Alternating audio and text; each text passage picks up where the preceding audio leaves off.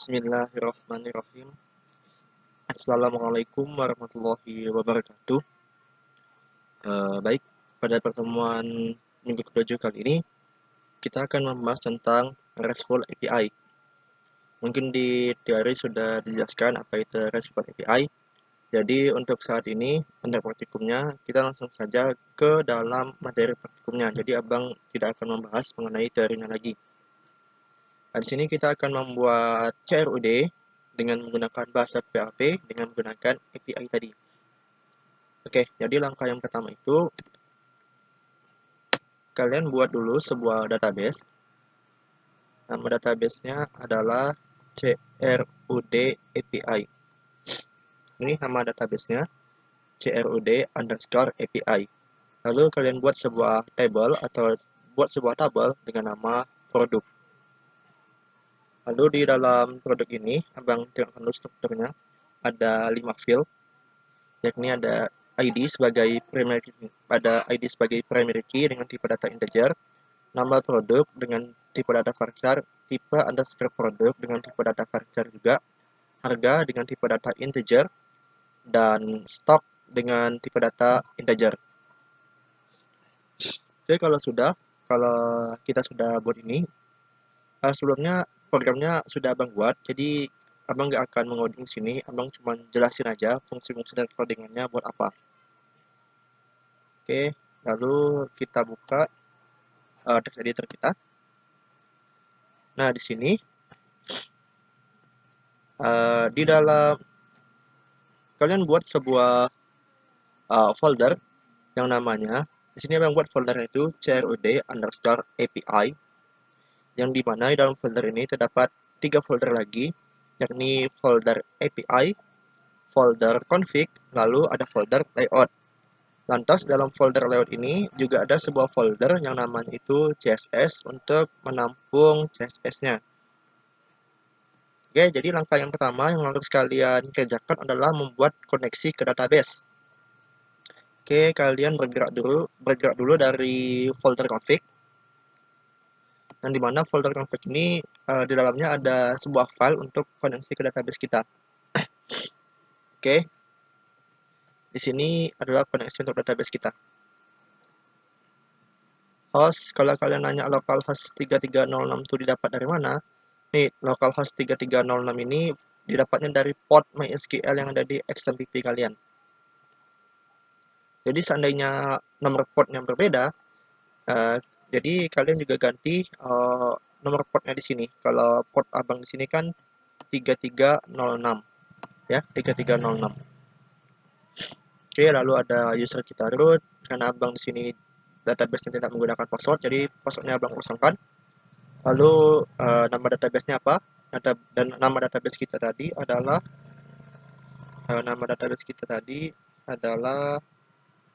CRUD.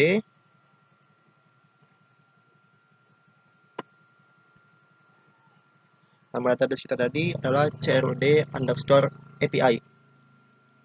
Lalu kita buat sebuah variabel koneksi, yang dimana variabel koneksi ini akan melakukan cek apakah koneksi kita sudah berhasil dengan database.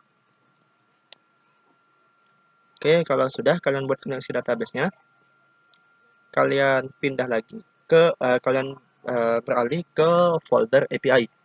Nah, di mana folder API ini adalah API yang akan kita gunakan dalam program kita.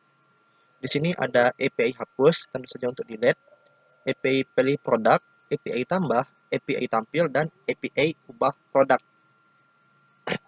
Yang pertama itu kalian buat adalah API tampil.php.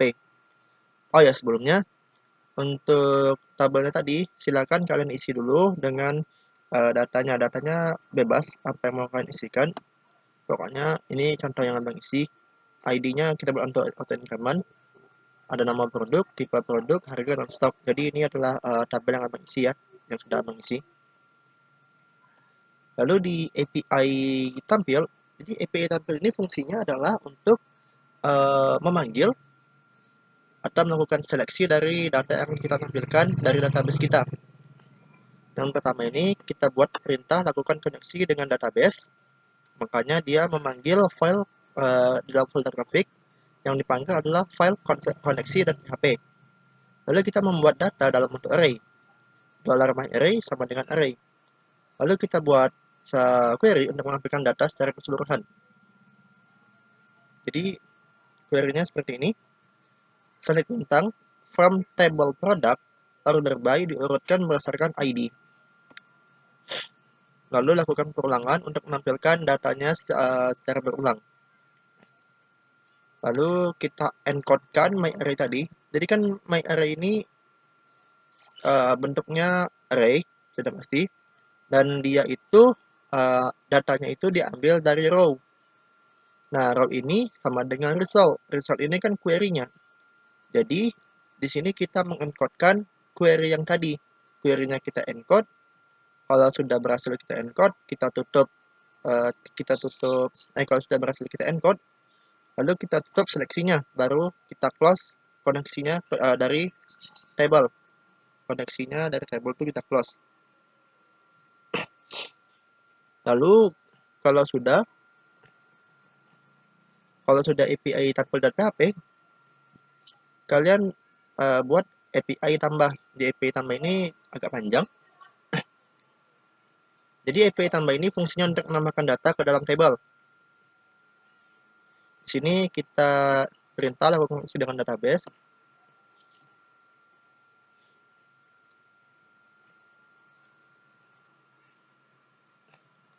Atau coba abang, nanti karena ini kan ada file CSS ya, karena file CSS ini lumayan panjang, jadi file CSS ini akan abang kasihkan ke Google Classroom-nya nanti. Jadi tidak harus kalian ngoding file CSS-nya. Jadi ini di sini API tampil dalam folder API, lalu ada dalam folder layout ada yang namanya tampil.php. Jadi fungsi dari tampil.php ini adalah untuk menampilkan datanya dalam bentuk HTML. Kalau tadi kan masih dalam bentuk API ini. Kalau dalam bentuk API kan cuman perintah gini aja, belum bisa ditampilkan. Lalu di sini adalah request yang gunanya untuk memanggil API kita tadi. Ini di sini. $data sama dengan HTTP request, yang ini tadi function, kita buat function HTTP request-nya. Yang dimana, lalu apa URL-nya? URL-nya itu HTTP localhost CRUD API, nama folder kita. Lalu kita masuk ke dalam folder API, lalu kita pilih file yang namanya API underscore tampil.php. Lalu kita lakukan decode. Di sini kan kita lakukan encode. Nah, kalau di API kita lakukan encode, maka di dalam tampil.php kita lakukan decode JSON-nya. Oke, kalau sudah, lalu kita buka tab HTML seperti yang lanjut tab HTML-nya. Kita langsung masuk ke dalam body.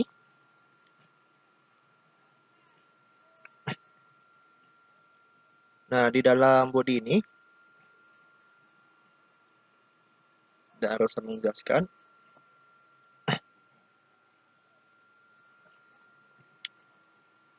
Yang pentingnya adalah di sini bagian badannya. Nanti di sini kita buat table. Table ini fungsinya untuk menampilkan data yang ada pada tabel kita. Kita buat ID, nama, tipe produk, jumlah tersedia, atau stok, harga, dan aksi. Aksinya itu ada dua, antara update atau edit dan delete atau hapus. Oke, lalu kita lakukan perulangan dengan menggunakan for each, yang dimana $data as data atau sebagai data. Lalu kita panggil masing-masing field daripada table tersebut, daripada table produk tadi. Ada ID, ada nama produk, ada tipe produknya, ada stok, lalu ada harga. Nah, di harga ini kita menggunakan number format karena kita ingin membuatnya itu harganya itu sesuai dengan format dalam mata uang rupiah. Lalu makanya dibuat di sini rp titik number underscore format $data harga. Lalu ini untuk menghilangkan komanya. antung untuk memperkembang belakang. Lalu ada call span yang fungsinya untuk aksinya nanti untuk menampilkan pesan aksi apakah dia mau edit atau menghapus data. Dimana kalau kita memilih edit, maka kita akan dialihkan ke layout edit.php dengan membawa ID sebagai parameternya. Nah, parameter ID ini kita dapat dari $ID yang ini. Berarti kita membawa variabel ID yang dimana variabel ID tadi kita dapat dari primary key pada tabel produk yang nama primary key-nya adalah ID. Nah, begitu juga dengan hapus. Tapi kalau hapus ini kita langsung aja tanpa harus ke layout dulu. Jadi kalau kita memilih hapus, maka kita akan dialihkan ke API hapus, yang dimana nama API-nya adalah API underscore hapus.php dengan membawa parameter ID, yang dimana parameter ID ini kita dapat dari $data ID sama seperti ini, sama seperti dengan edit tadi. Jangan lupa untuk tutup PHP-nya, tutup perulangan dari for each-nya tadi.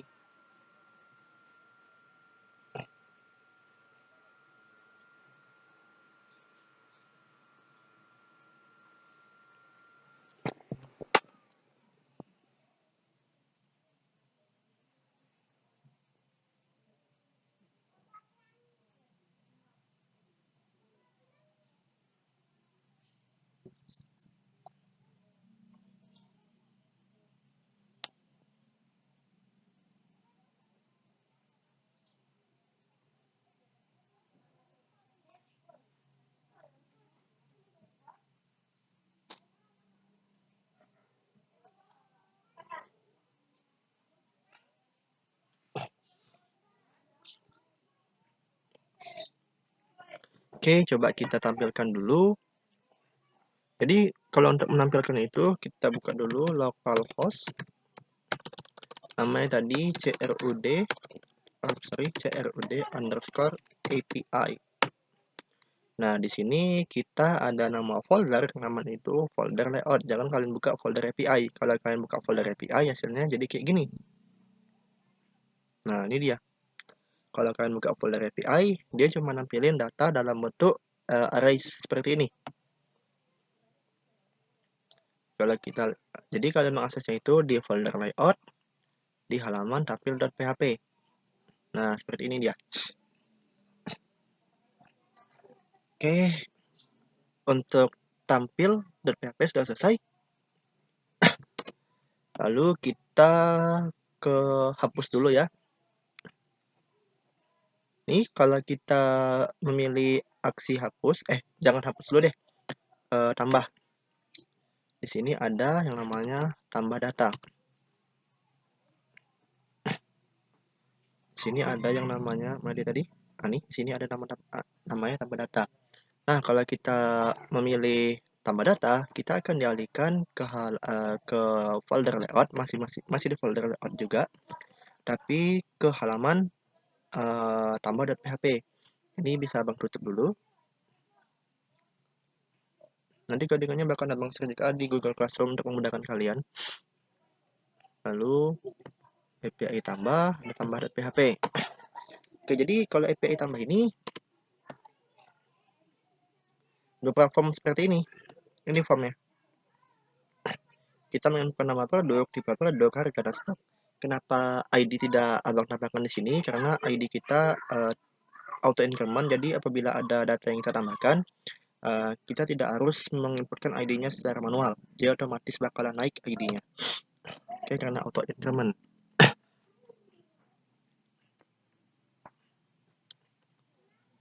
Yang penting untuk tambah data ini ada di bagian formnya.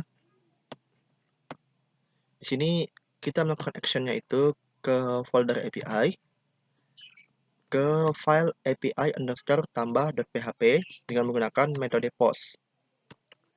Oke, di sini kita mempunyai label untuk nama produk, tipe datanya teks, tipenya teks, name dari variabel yang itu adalah nama underscore produk. Lalu di sini kita punya label untuk tipe produk dengan name-nya tipe underscore produk.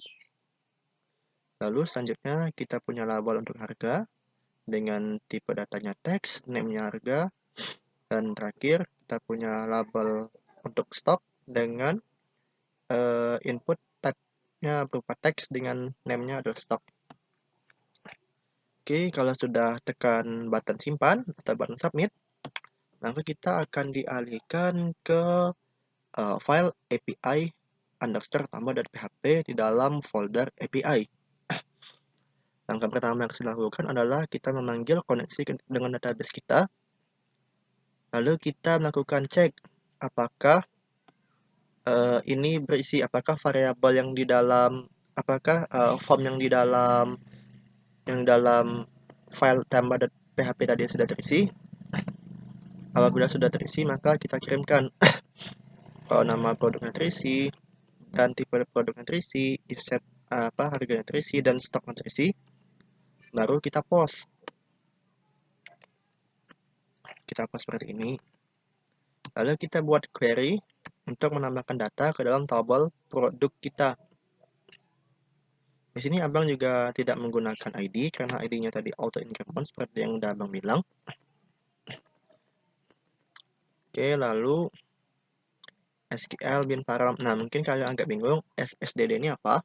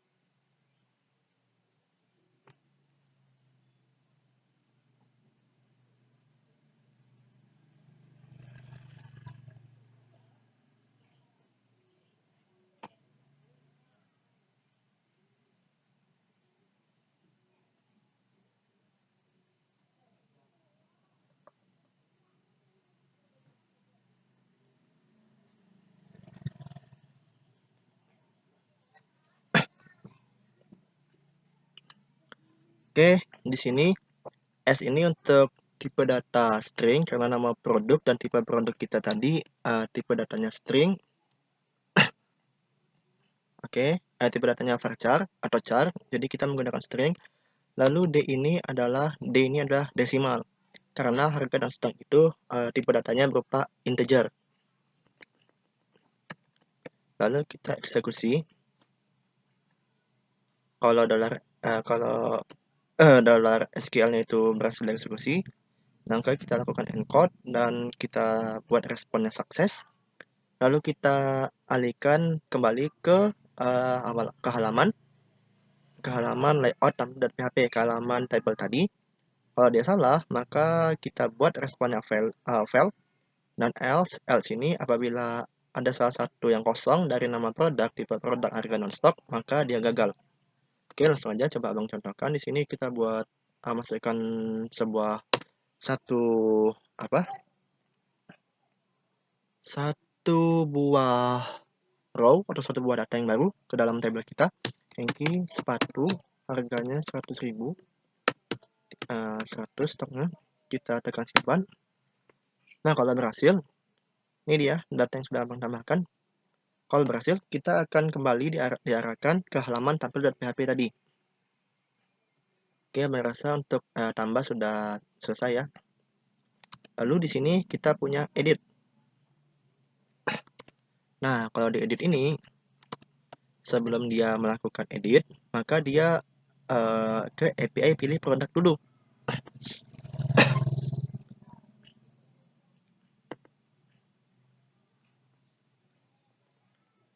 Maka dia ke API pilih produk dulu.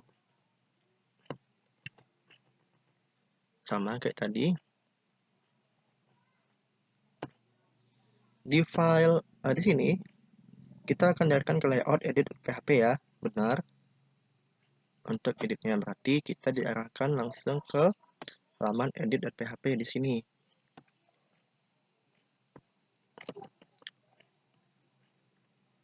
Nah, jadi fungsi localhost crud fungsi dari API underscore product.id ini, fungsinya adalah untuk menampilkan field yang menampilkan record atau field dari table kita. Nih, jadi pilih produk itu fungsinya untuk menampilkan data ke dalam form. Kalau sudah kita tekan button submit, maka kita akan dialihkan ke API ubah produk. Kalau untuk untuk API pilih produk, cuma seperti ini aja codingannya, tidak terlalu panjang. Lalu kita ke API ubah produk. Nah, di API ubah produk ini, fungsinya adalah untuk mengedit. Sama kayak tadi, perintah lakukan koneksi dengan database, lalu melakukan perubahan berkait dengan atribut pada tabel produk. Dan di sini yang dicek hanya ID-nya saja. Jadi kita tidak harus mengecek apakah semua datanya itu harus diisi atau enggak. Beda dengan yang tambah data tadi. Kalau udah di post, lalu kita buat query untuk update dalam tabel kita. Update produk, set nama produk, tipe produk, harga, stok, where ID. Where ID-nya ini berarti sesuai dengan ID yang kita pilih tadi. Di sini ID-nya alias kode produknya adalah 12. Lalu kita tampung dia dalam sebuah variabel yang namanya variabel $SQL, lalu kita execute atau kita eksekusi. Ini sama kayak tadi. SSDD, SS ini string dan D ini desimal. Jadi SS ini untuk tipe data yang berupa karakter, sedangkan D ini desimal ini untuk tipe data yang berupa angka. Kita buat seleksi. Kalau berhasil, maka responnya sukses dan kita akan dialihkan ke layout tampil.php. Kalau gagal, responnya fail. Nah, kalau ID-nya ini kosong, maka dia gagal mengedit data. Di sini Abang ingin mencoba mengedit tipe produknya menjadi sepatu and sandal. Abang tekan submit, lalu kita dialihkan lagi ke halaman layout ke tampil.php. Di sini sudah berubah ya tipe produknya, yang semula hanya sandal, hanya sepatu, sekarang menjadi sepatu and sandal. Oke, terakhir di halaman tampil.php tadi ada yang namanya itu API hapus.php. Nah, jadi kalau kita memilih hapus, kita tak akan dialihkan ke halaman apa-apa, tapi datanya itu langsung terupdate di dalam layoutnya tadi, dalam layout tampil.php. Oke, ini adalah API hapus. Sama seperti yang sebelumnya, kita lakukan dulu perintah koneksi ke database-nya. Lalu kita mencari data yang akan dihapus sesuai dengan ID-nya. Menggunakan get karena mengambil data ini berdasarkan ID. Jadi kita menggunakan get ini fungsinya untuk mengambil ID. If kita lakukan seleksi dulu apakah ID-nya ada. Kalau ID-nya itu ada, maka kita ambil ID-nya. Lalu kita buat sebuah variable dengan nama $SQL. Lalu kita buat query delete from product where ID. Jadi where ID kalau sesuai dengan ID yang kita pilih. Lalu kita tampung dia lalu kita eksekusi perintahnya. If kalau berhasil, kalau sukses kita melakukan eksekusinya, maka kita akan dialihkan kembali ke halaman layout tampil.php. Kalau gagal, berarti proses editnya gagal. Nah, kalau ID-nya itu tidak ada, maka proses editnya juga gagal. Dan di sini Abang ingin menghapus data yang baru kita masukkan tadi, yang nama Hengki tadi ingin Abang hapus. Ini Abang tekan hapus. Oke, sudah terhapus ya. Kalau mau lebih jelasnya lagi, kita tengok di database. Oke, sudah tak ada juga.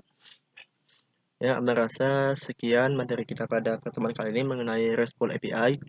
Apabila Anda ingin kalian tanyakan, boleh kalian tanyakan di kolom Google Classroom atau ke Abang atau ke kakak atau abangnya asdos sistem distribusi yang lainnya. Baik, Abang rasa sekian pertemuan kita pada kali ini. Untuk kalian sendiri akan Abang masukkan juga ke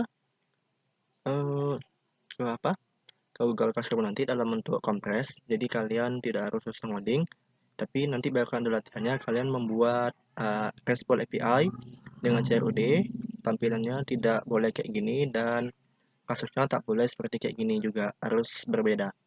Oke, cukup sekian. Mohon maaf apabila ada kesalahan. Assalamualaikum warahmatullahi wabarakatuh.